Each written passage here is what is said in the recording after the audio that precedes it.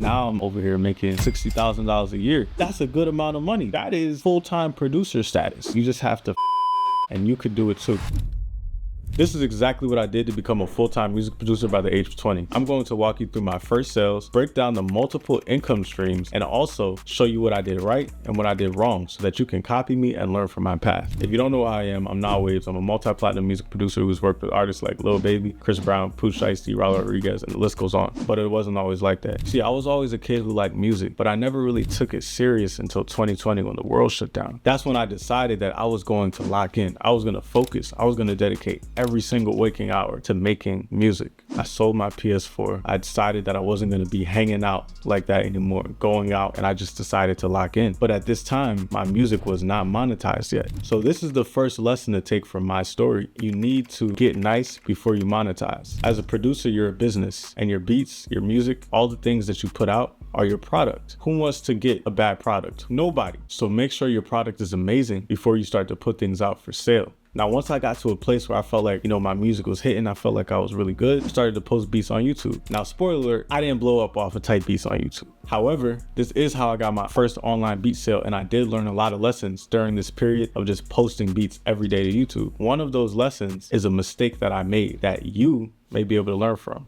My problem was I was niche hopping. So I would go from Lil Durk type beats to Lil Baby type beats to Pooh Shiesty type beats to Sleepy Hollow type beats. I did have certain beats that kind of went good. Like they got more views than my other videos. Like one hit 13,000, 11,000. And those were the beats that I should have doubled down on. And I should have just focused on that niche instead of, switching things up. This might still be a type beat channel making money today. But even though the type beat thing wasn't really working as much for me, I stumbled across another opportunity as I was trying to make it work. Now, if you remember in 2020, Lil Baby was one of the hottest artists at the time. My Turn had just come out and so many artists were trying to get that vibe. So during this time, I decided that I was going to make a Lil Baby type beat channel. And so as I was in the midst of trying to create these beats, I was looking for this type of samples that would fit that sound and that style. And I couldn't find any loop kits that had that vibe at all. So I was like, you know what? I'm gonna just make it myself. And then I started to put those loop kits out on YouTube for free. I would post a free Lil Baby inspired loop kit every week on YouTube. And the only thing that I had in the README, the stipulation was, if you're gonna post this on BeatStars and sell the beat, give me a 50-50 split. If you get a placement with the beat, include me in the business. But if you do that, you can use these loops for free. This is where I started to see my first consistent money. Now, although the kits were free, I was making money from collab sales. When a producer would take my melody, they would make a beat to it, and then they would post it on their YouTube with their audience, who they had way more people than I did, and then they would purchase the beat and I would get half of that beat sale. So this is the first time I started to see $100 in a day, $200 in a day, $75 in a day. This is where everything started to change. If you could supply something like a certain style of melodies that are low in demand for producers who really need them, then you can make some money. So that is the second step. You need to find a niche that's high in demand and low in supply and supply that demand. So once I started to see that I could make money with collaborators that were just finding my channel, I was like, you know what? I got to start reaching out to people. So I started reaching out to all the big YouTube channels that posted Lil Baby type beats. I just started to send my samples to them as well. And this is where I started to see like real consistent collab sales and money. However, this was not an income stream that I was 100% comfortable with because it wasn't under my control. It was still up to another producer as to whether or not they wanted to use my loop or even post the beat that they created on their YouTube channel. But I did realize that collaboration is key, and this next stream of income is what really took me from thinking that, okay, yeah, this is possible, I could be full-time, to me knowing like, yeah, this is 100% possible. I can make this happen now. The next stream of income is placements with signed artists. And in order to get these placements, what I had to do was I had to reach out to industry producers. These were producers like TNT, Chi, Kygo, and Crazy, guys that had placements with artists already, but I knew I could make melodies that they would want to use. I would tag people on IG under my melodies, under my loop kits. I would DM people. I would try to find their emails on Google. Like I would do anything I could just to find the email so I could send these melodies off, because I knew like they're probably looking for stuff like what I got.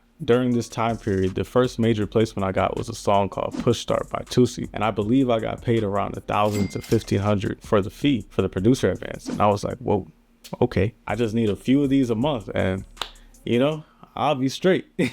So this came from me working with producers who were in that niche, who were making the music that I was making, and collaborating with them to get placements, leading to producer advances, placement fees, and of course royalties, which come after the song is out, from songs that are out that I made years ago, still getting paid today. Now I know that probably all sounds nice, like dang, like 1,000 for a beat, 1,500 for a beat. Yeah, it could go up to 3K, 5K. That sounds good. And I thought so too. But this next step, this next thing I did is what really brought me from relying on labels and relying on artists, relying on other producers, to relying on myself. I built a brand around myself and around my sound so that I could monetize the sound that I was creating. Once I started to get these placements, I would post every single one. I would post every single song I got, every single snippet I got, every single time that I got a placement and maybe it hit the charts or it was trending on YouTube. I'm posting that. I would tag every single producer involved in the tracks so that they would follow me. They would know who I was. This got a lot of people to begin following me, and I started to build an audience. I put myself out there. I was showing my face. I was doing beat battles, I was doing beat reviews, I was doing all types of stuff to just keep myself in people's faces and to keep myself on people's minds and on people's feeds, because if you're out of sight, you're out of mind. This is social media age. So when you start to get placements, you start to get those snippets, you start to work with people, post that stuff. Post yourself, post your personality so that people can get to know you and feel more comfortable about getting things from you. Because otherwise, I might be talking to AI. I might be talking to a robot. These might be AI beats. I don't know. But when you show yourself, you give someone something to connect to. We all want connection with other humans at the end of the day. So now, because I built this audience on giving away a lot of free things, I'm able to now monetize my loop kits. And this is what got me to $5,000 months off of straight kits and collab sales. This is what got me to be able to actually be full-time, and I'm going to show you the actual proof of what I was making off of just kits and collab sales back then. This became my most predictable and consistent stream of income because it was about me. It was about how good can my melodies be, how much do people want them, how well can I promote them. This is where I really figured like, yeah, I can do this full-time. Now let's get into the actual breakdowns of the revenue. All right, so here what I have pulled up is my BeatStar sales from September 2020. September 2020 was the first month that I was shown that I could really do this full time.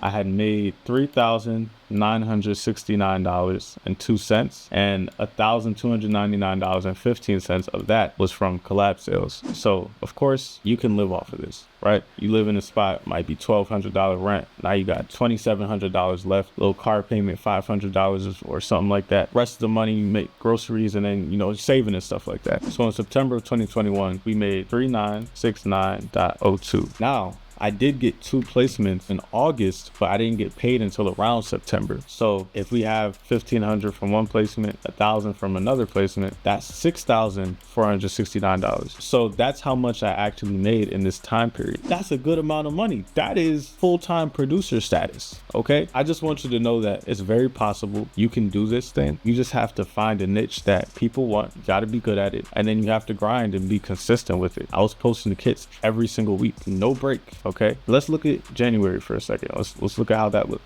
As you can see, this is January 2021.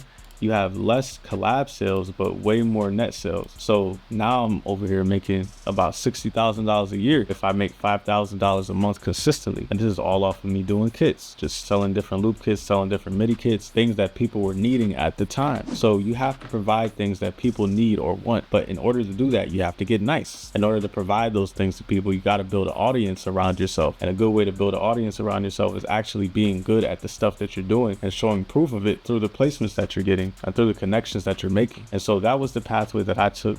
Very soon in 2021, I ended up getting my own spot, moving out of my parents' spot, and I've been doing this thing ever since, man, full time with music production, and you could do it too. If you made it to this far of the video, hey, click that link in the pinned description, click that link in the pinned comment to see if you'd be a good fit for my one-on-one mentorship program.